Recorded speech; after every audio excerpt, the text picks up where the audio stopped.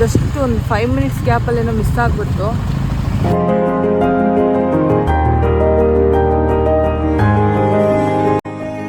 Hi all, welcome back to my YouTube channel Sunita Kannada vlogs.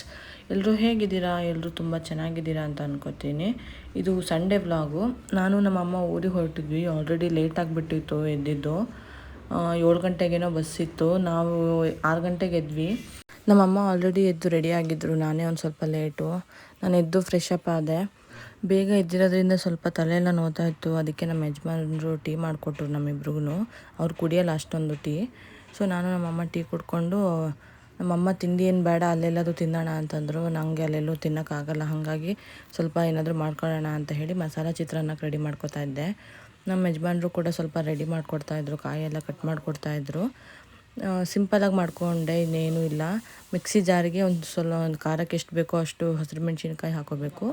ಅದಾದಮೇಲೆ ಕಾಯಿ ತುರಿ ಹಾಕ್ಕೊಂಡು ಒಂದು 4-5 ಕರಿಬೇವಿನ ಎಲೆ, ಅದಾದಮೇಲೆ ಒಂದು 3-4 ಬೆಳ್ಳುಳ್ಳಿ, ಸ್ವಲ್ಪ ಸಾಲ್ಟು ಹಾಕ್ಕೊಂಡು ಒಂದು ಸ್ವಲ್ಪ ಶುಂಠಿ ಹಾಕ್ಕೊಂಡು ಅದನ್ನು ಚೆನ್ನಾಗಿ ಪೇಸ್ಟ್ ಮಾಡ್ಕೋಬೇಕು.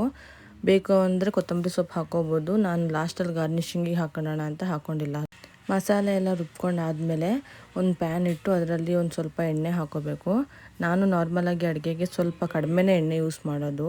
ಏನೇ ಚಿತ್ರಾನ್ನ, ಉಪ್ಪಿಟ್ಟು ಏನೇ ಇದ್ರೂ ಕಡಿಮೆನೇ ಎಣ್ಣೆ ಯೂಸ್ ಮಾಡ್ತೀನಿ. ಒಂದು ಸ್ವಲ್ಪ ನೀರು ಆ್ಯಡ್ ಮಾಡಿಕೊಂಡು ಮ್ಯಾನೇಜ್ ಮಾಡ್ಕೊತೀನಿ. ನನಗೆ ಜಾಸ್ತಿ ಎಣ್ಣೆ ಯೂಸ್ ಮಾಡೋಕ್ಕೆ ಇಷ್ಟ ಆಗೋಲ್ಲ. ಸೊ ಒಂದು 2 ಟೇಬಲ್ ಸ್ಪೂನಷ್ಟು ಎಣ್ಣೆ ಹಾಕ್ಕೊಂಡು ಕಡಲೆಬೇಳೆ, ಆಮೇಲೆ ಕಡಲೆ ಬೀಜ, ಸಾಸಿವೆ, ಜೀರಿಗೆ, ಕರಿಬೇವಿನ ಸೊಪ್ಪು ಎಲ್ಲ ಹಾಕ್ಕೊಂಡು ಒಗ್ಗರಣೆ ಕೊಟ್ಕೋಬೇಕು.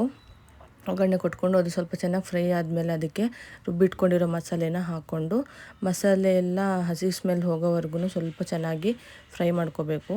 ಹಸಿ ಸ್ಮೆಲ್ ಹೋದ್ಮೇಲೆ ಗ್ಯಾಸ್ನ ಆಫ್ ಮಾಡಿಬಿಟ್ಟು ಲಾಸ್ಟಲ್ಲಿ ಲೆಮನ್ ಹಿಂಡಬೇಕು. ಇಲ್ಲಾಂದರೆ ಕಹಿ ಆಗಿಬಿಡುತ್ತೆ ಗ್ಯಾಸ್ ಆನ್ ಇದ್ದರೆ.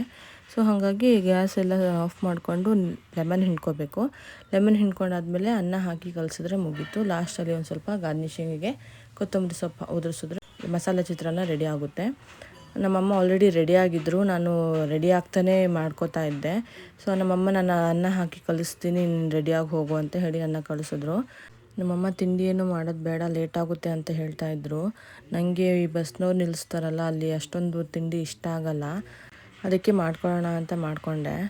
ಇನ್ನೊಂದು ಕಡೆ ನಾನು ರೆಡಿ ಆಗ್ತಾಯಿದ್ದೆ. ನಮ್ಮ ಯಜಮಾನ್ರಿ ನಾನು ಯಾವಾಗಲೂ ನಮ್ಮ ಊರಿಗೆ ಹೋಗ್ತೀನಿ ಅಂತಂದ್ರೂ ಅವರಿಗೆ ನನ್ನ ಕಳ್ಸೋದಕ್ಕೆ ಮನಸ್ಸಿರಲ್ಲ. ಬಟ್ ಈ ಸಲ ನಾನು ನಮ್ಮ ಅಣ್ಣಂಗೆ ರಾಖಿ ಕಟ್ಟಿರಲಿಲ್ಲ. ಸೊ ಹಾಗಾಗಿ ರಾಖಿ ಕಟ್ಟಬೇಕು ಅಂತಲೇ ಹೊರಟಿದ್ದೆ ನಾನು ಕೂಡ. ನಮ್ಮ ಚಿಕ್ಕಣ್ಣಂಗೆ ರಾಖಿ ಕಟ್ಟಿದ್ದೆ. ಅವ್ನು ಇಲ್ಲಿಗೆ ಬಂದಿದ್ದ, ಆದರೆ ನಮ್ಮ ದೊಡ್ಡಣ್ಣಂಗೆ ಬರೋದಕ್ಕಾಗಿರಲಿಲ್ಲ. ಸೊ ಹಾಗಾಗಿ ಅವನಿಗೆ ಕಟ್ಟೋಕ್ಕಾಗಲಿಲ್ಲ. ಆ ಟೈಮಲ್ಲಿ ನನಗೂ ಹೋಗೋಕ್ಕಾಗಿರಲಿಲ್ಲ. ಸೊ ಅದಕ್ಕೆ ಈ ಸಲ ಹೋಗೋಣ, ನಮ್ಮ ಅಮ್ಮನ ಒಬ್ಬರನ್ನೇ ಕಳ್ಸೋದು ಸರಿ ಹೋಗಲ್ಲ ಅಂತ ಹೊರಟ್ವಿ. ನಾನು ಆಟೋದಲ್ಲಿ ಹೋದೆ. ನಮ್ಮಮ್ಮ ಮತ್ತು ನಮ್ಮ ಯಜಮಾನ್ರು ಸ್ಕೂಟಿಲಿ ಬಂದರು. ನಮ್ಮಮ್ಮ ಅಂತೂ ನಂಗೆ ಫುಲ್ ಬೈಕೊತಾ ಇದ್ದರು. ಯಾಕೆಂದರೆ ತುಂಬ ಲೇಟ್ ಆಗಿಬಿಡ್ತು. ಅವ್ರು ಬೇಡ ಅಂದ್ರೂ ತಿಂಡಿ ಮಾಡ್ಕೊಂಡು ಕೂತ್ಕೊಂಡೆ. ಲೇಟ್ ಆಗಿತ್ತು. 7 ಗಂಟೆಗೇನೋ ಬಸ್ಸು. ಬಟ್ ನಾವು 6:55 ಆಗಿತ್ತು ಹೋಗಿ ರೀಚ್ ಆದಾಗ. ಅಯ್ಯೋ, ನಮಗೆ ಬಸ್ ಸಿಗಲಿಲ್ಲ. ಸೊ ವಾಪಸ್ ಹೋಗ್ತಾ ಇದ್ದೀವಿ. ಜಸ್ಟ್ ಒಂದು 5 ಮಿನಿಟ್ಸ್ ಗ್ಯಾಪಲ್ಲೇನೋ ಮಿಸ್ ಆಗಿಬಿಡ್ತು. ಸೊ ತಿರ್ಗಾ ಮನೆಗೆ ಹೋಗ್ತಾ ಇದ್ದೀವಿ. ಇವಾಗ ನಮ್ಮಮ್ಮನ ಆಟೋಲ್ಲಿ ಕಳಿಸಿದ್ದೀನಿ. ಸ್ವಲ್ಪ ಮಾರ್ಕೆಟಿಗೆ ಹೋಗಿ ಫ್ರೂಟ್ಸ್ ಎಲ್ಲ ತಗೊಬೇಕು. ಸೊ ನಾನು ನಮ್ಮ ಯಜಮಾನ್ರು ಗಾಡಿలో ಅಷ್ಟು ಬೆಳಗ್ಗೆ ಎದ್ದು ಬಸ್ ಮಿಸ್ ಆಗಿದ್ದಕ್ಕೆ ಬೇಜಾರು. ಕೊನೆಗೂ ನಮ್ಮಮ್ಮ ಯಾವ ವಿಷಯಕ್ಕೆ ನನಗೆ ಬೈತಾ ಇದ್ರು ಬೆಳಗ್ಗೆಯಿಂದ ಅದೇ ಆಗೋಯ್ತು. ಬಸ್ ಮಿಸ್ ಮಾಡ್ಕೊಂಡ್ವಿ. ಆಮೇಲೆ ಇನ್ನೇನು ಮಾಡೋದು ಅಂತ ಹೇಳಿ ನಮ್ಮಮ್ಮನ ಆಟೋಲ್ಲಿ ಕಳಿಸ್ಕೊಟ್ವಿ. ಒಂದು ಸ್ವಲ್ಪ ಫ್ರೂಟ್ಸ್ ತೊಗೋಬೇಕಿತ್ತು. ನಾನು ನಮ್ಮ ಯಜಮಾನ್ರು ಹೋಗಿ ಫ್ರೂಟ್ಸ್ ತೊಗೊಂಡು ಬಂದು ಮನೆಗೆ ಬಂದು ತಿಂಡಿ ಎಲ್ಲ ಮುಗಿಸ್ಕೊಂಡು ತಿರ್ಗಾ ಮತ್ತೆ 12 ಗಂಟೆಗೆ ಇನ್ನೊಂದು ಬಸ್ ಇತ್ತು. ಸೊ ಈ ಸಲ 11 ಗಂಟೆಗೆ ಹೋಗಿ ಕುತ್ಕೊಂಡ್ಬಿಟ್ವಿ. ವೆಯ್ಟ್ ಮಾಡಿದ್ರೂ ಪರವಾಗಿಲ್ಲ, ಬಸ್ ಮಿಸ್ ಮಾಡ್ಕೊಳ್ಳೋದು ಬೇಡ ಅಂತ ಹೇಳಿ. ಸೊ 12 ಗಂಟೆ ಬಸ್ ಬಂತು. ಫೈನಲಿ ಬಸ್ ಹತ್ತಿದ್ವಿ. ನಮ್ಮ ಅಮ್ಮಂಗೆ ಅವಾಗ ಸ್ವಲ್ಪ ಸಮಾಧಾನ ಆಯಿತು. ಬೇಜಾರೇನು ಅಂದರೆ ಇಡೀ ದಿನ ಬಸ್ಸಲ್ಲೇ ಕುತ್ಕೊಂಡಿರಬೇಕು, ಸಾಕಾಗೋಗುತ್ತೆ. ಹತ್ತಿರ ಇಲ್ವಲ್ಲ, ತುಂಬ ದೂರ. ಹತ್ತತ್ರ ಒಂದು 360 to 400 ಸಮಥಿಂಗ್ ಆಗುತ್ತೆ ಕಿಲೋಮೀಟರ್ಸು. ನೈಟ್ ಬಸ್ಸಿಗೆ ಹೋಗೋಣ ಅಂದರೆ ನಮ್ಮ ಯಜಮಾನ್ರು ಬಿಡೋಲ್ಲ ನಮ್ಮನ್ನು ಮಾತ್ರ ಕಳ್ಸೋದಕ್ಕೆ. ಸೊ ಹಾಗಾಗಿ ಡೇ ಬಸ್ಗೆ ಹೋಗಬೇಕು, ಬೇರೆ ಆಪ್ಷನ್ ಇಲ್ಲ. ಸೊ ಹೀಗೆ ನಮ್ಮ ಜರ್ನಿ ಹೋಗ್ತಾ ಇತ್ತು. ಅಲ್ಲೊಂದು ಕಡೆ ಊಟಕ್ಕೆ ನಿಲ್ಲಿಸಿದ್ರು. ಸೊ ಅಲ್ಲೊಂದು ಸ್ವಲ್ಪ ಏನಾದರೂ ತಿನ್ನೋಣ ಅಂತ ಅಂದ್ಕೊಂಡ್ವಿ. ಯಾಕೆಂದರೆ ನಾವು ಕೊಲ್ಲೂರಿಗೆ ಹೋಗಿ ರೀಚ್ ಆಗೋದು ಹತ್ತತ್ರ 10 ಗಂಟೆ ಆಗುತ್ತೆ. ಅಲ್ಲಿವರೆಗೂ ನಮಗೆ ಏನೂ ತಿಂದೇ ಇರೋದಕ್ಕಾಗಲ್ಲ ಅಂತ ಹೇಳಿ ಒಂದು ಸ್ವಲ್ಪ ಏನಾದರೂ ತಿನ್ನೋಣ ಅಂತ ಹೇಳಿ ತಿಂದ್ವಿ. ನನಗಂತೂ ಟ್ರಾವೆಲ್ ಮಾಡಬೇಕಾದ್ರೆ ಫೋನ್ ನೋಡೋದಕ್ಕೆ ಆಗೋಲ್ಲ, ಸಿಕ್ಕಾಪಟ್ಟೆ ತಲೆನೋವು ಸ್ಟಾರ್ಟ್ ಆಗಿಬಿಡುತ್ತೆ. ಸೊ ಹಾಗಾಗಿ ನಾನು ನಾರ್ಮಲಾಗಿ ಫೋನ್ ನೋಡೋದೇ ಇಲ್ಲ. ಇಯರ್ಫೋನ್ ಹಾಕ್ಕೊಂಡು ಸಾಂಗ್ ಕೇಳಿಸ್ಕೊಂಡು ಕುತ್ಕೊಂಡ್ಬಿಡ್ತೀನಿ, ಇಲ್ಲ ಫುಲ್ ನಿದ್ದೆ ಮಾಡಿಬಿಡ್ತೀನಿ. ಅವೆರಡೇ ಆಪ್ಷನ್ ನನಗಿರೋದು. ಫೋನಂತೂ ಯಾವುದೇ ಕಾರಣಕ್ಕೂ ನಂಗೆ ನೋಡೋಕ್ಕೆ ಸಾಧ್ಯನೇ ಇಲ್ಲ.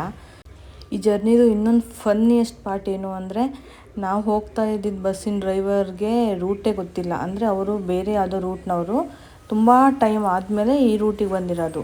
ಸೊ ಹಾಗಾಗಿ ಅವರು ರೂಟೇ ಗೊತ್ತಿಲ್ಲ, 2-3 ಊರಿಗೆ ಎಂಟ್ರಿನೇ ಕೊಡ್ದಂಗೆ ಫುಲ್ ಫ್ಲೈಓವರ್ ಮೇಲೆ ಹೋಗಿಬಿಟ್ರು. ನಮಗಂತೂ ಫುಲ್ ನಗು ಬರ್ತಾಯಿದೆ. ಪ್ಯಾಸೆಂಜರೆಲ್ಲ ರೂಟ್ ಹೇಳ್ತಾಯಿದ್ರು, ಹಿಂಗೆ ಹೋಗಬೇಕು ಹಂಗೆ ಹೋಗಬೇಕು ಅಂತ. ಅವರಿಗೆ ಈವನ್ ಬಸ್ ಸ್ಟ್ಯಾಂಡ್ ಎಲ್ಲಿದೆ ಅಂತ ಕೂಡ ಗೊತ್ತಿರಲಿಲ್ಲ. ಪ್ಯಾಸೆಂಜರ್ಗಳಿಂದ ಈ ಥರ ಹೋಗಬೇಕು ಅಂತ ಗೈಡ್ ಮಾಡ್ತಾಯಿದ್ರು. ನನಗಂತೂ ನಗು ಅಂದರೆ ನಗು. ಇನ್ನೊಂದು ಕಡೆ ಟೆನ್ಷನು, ನಮ್ಮನ್ನು ನಮ್ಮ ಊರಿಗೆ ತಲುಪಿಸ್ತಾರೋ ಇಲ್ವೋ ಅನ್ನೋ ಥರ ಟೆನ್ಷನ್ ಆಗ್ತಿತ್ತು. ಸೊ ಅದ್ರ ಮಧ್ಯೆ ಗಣೇಶನ ಹಬ್ಬ ಬೇರೆ ಇತ್ತಲ್ವ. ಸೊ ಎಲ್ಲಿ ನೋಡಿದ್ರು ದಾರಿ ಉದ್ದಕ್ಕೂ ಬರೀ ಗಣೇಶ ವಿಸರ್ಜನೆ ಆಗ್ತಾಯಿತ್ತು. ಅದನ್ನೆಲ್ಲ ನೋಡಿಕೊಂಡು ಎಂಜಾಯ್ ಮಾಡಿಕೊಂಡು ನಾವು ಕೂಡ ಹೋಗ್ತಾಯಿದ್ವಿ. ಗಣೇಶ ಹಬ್ಬದ ಕ್ರೇಜ್ನ ಮೋಸ್ಟ್ಲಿ ಯಾವ ಬೇರೆ ಹಬ್ಬಗಳೂ ಬೀಟ್ ಮಾಡೋದಕ್ಕಾಗಲ್ಲ ಅನಿಸುತ್ತೆ. ಆದರೆ ಈ ಸಲ DJ ಇಲ್ಲದಿರೋ ರೀಸನ್ಗೆ ಒಂದು ಸ್ವಲ್ಪ ಜೋಶ್ ಕಡಿಮೆ ಇತ್ತು ಅಂತ ನನಗೆ ಫೀಲ್ ಆಯಿತು. ಸೊ ಹಂಗಾಡಿ ಹಿಂಗಾಡಿ ಕೊನೆಗೂ ನಾವು ಮನೆಗೆ ಹೋಗಿ ರೀಚ್ ಆಗೋ ಅಷ್ಟೊತ್ತಿಗೆ 10 ಗಂಟೆ ಆಗೋಗಿತ್ತು.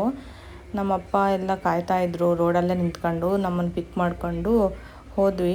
ಫುಲ್ ಸಿಕ್ಕಾಪಟ್ಟೆ ಟಯರ್ಡ್ ಆಗಿಬಿಟ್ಟಿತ್ತು, ಆಗ್ತಾನೇ ಇರಲಿಲ್ಲ. ಸೊ ಸಂಡೇ ಆಗಿರೋದ್ರಿಂದ ನಮ್ಮ ಅತ್ತಿಗೆ ಪಾಪ ನಾನ್ ವೆಜ್ ಮಾಡಿದರು. ಕೋಳಿ ರೊಟ್ಟಿ ತರಿಸಿದ್ದ ನಮ್ಮ ಅಣ್ಣ. ನಾನು ತುಂಬ ಮಿಸ್ ಮಾಡ್ಕೊತಾ ಇದ್ದೆ. ನಾನು ಅವನ ಹತ್ರ ಹೇಳಬೇಕು ಅಂತಲೇ ಅಂದ್ಕೊಂಡಿದ್ದೆ, ಕೋಳಿ ರೊಟ್ಟಿ ತರಿಸು ತಿನ್ನಬೇಕು ಅಂತ ಅನ್ನಿಸ್ತಾ ಇದೆ ಅಂತ. ಬಟ್ ನಾನು ಹೋಗಬೇಕಾದ್ರೆ ನನಗೆ ಸರ್ಪ್ರೈಸಿಂಗ್ ಆಗಿತ್ತು. ನಮ್ಮ ಅಣ್ಣನ ರಿಯಾಕ್ಷನ್ ನೋಡಿ ಹೆಂಗಿದೆ, ನಾನು ವೀಡಿಯೋ ಮಾಡ್ತಾಯಿದ್ದೀನಿ ಅಂತ. ಇವರು ನಮ್ಮ ಒನ್ ಆ್ಯಂಡ್ ಓನ್ಲಿ ಅತ್ತಿಗೆ ಪ್ರೆಸೆಂಟು. ಇನ್ನೊಂದು ಅತ್ತಿಗೆ ಬರ್ತಾರೆ, ಯಾವಾಗ ಅಂತ ಗೊತ್ತಿಲ್ಲ. ಸೊ ಇದಾಗಿತ್ತು ನಮ್ಮ ದಿನ. Thank you so much for watching. ಯಾರೆಲ್ಲ ನನ್ನ ಚಾನಲ್ನ ಸಬ್ಸ್ಕ್ರೈಬ್ ಮಾಡ್ಕೊಂಡಿಲ್ವೋ ಪ್ಲೀಸ್ ಸಬ್ಸ್ಕ್ರೈಬ್ ಮಾಡ್ಕೊಳ್ಳಿ, ಸಪೋರ್ಟ್ ಮಾಡಿ.